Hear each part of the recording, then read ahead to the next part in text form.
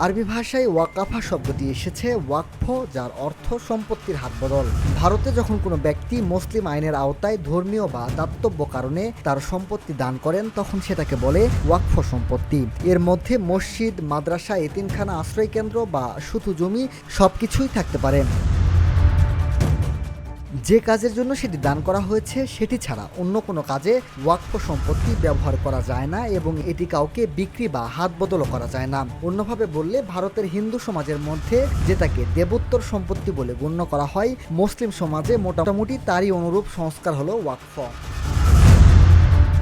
এখন ভারতের পার্লামেন্টে গত সপ্তাহে উত্তপ্ত তর্ক বিতর্কের পর যে মুসলিম ওয়াকফ বিলটি পাশ করেছে, তারপর গোটা দেশ জুড়ে ছড়িয়ে থাকা শত শত কোটি ডলার মূল্যের যাবতীয় ওয়াকফ সম্পত্তি কিভাবে নিয়ন্ত্রণ ও পরিচালনা করা হবে তার পুরো পদ্ধতিটাই এখন বদলে যেতে চলেছে।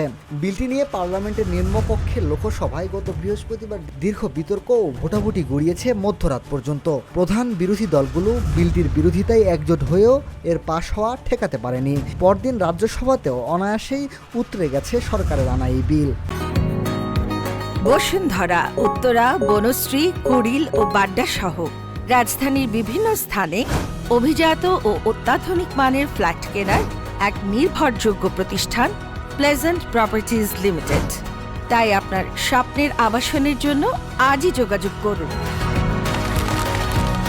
Pleasant properties limited, where destiny matches eventually. এর কয়েক ঘন্টার মধ্যেই রাষ্ট্রপতি দ্রৌপদী মুর্মু কার্যত রেকর্ড সময়ের মধ্যে শনিবার বিলটিতে তার সম্মতি দিয়ে দিয়েছেন, যার ফলে এটি এখন ভারতের একটি আইনে পরিণত হয়েছে। তবে ইতিমধ্যে এই বিলটিকে চ্যালেঞ্জ করে অন্তত 4টি পিটিশন সুপ্রিম কোর্টে দাখিল করা হয়েছে, যেগুলো করেছেন কংগ্রেস, আম আদমি পার্টির মতো দলের নেতারা এবং অন্তত একটি সিভিল রাইটস গোষ্ঠী।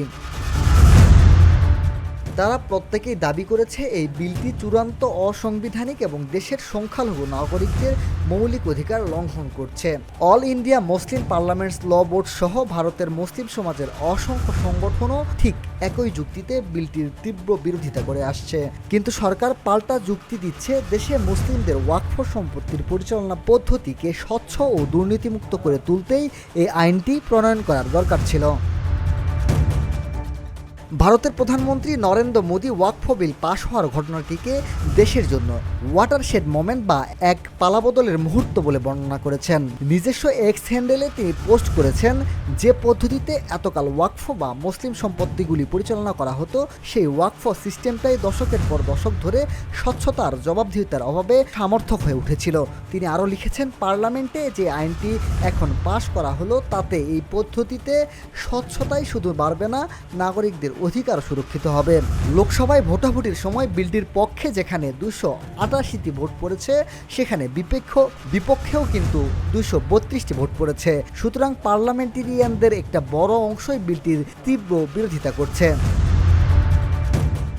মিনহাজুল ইসলাম, ভিওডি বাংলা, নিউজ ডেস্ক।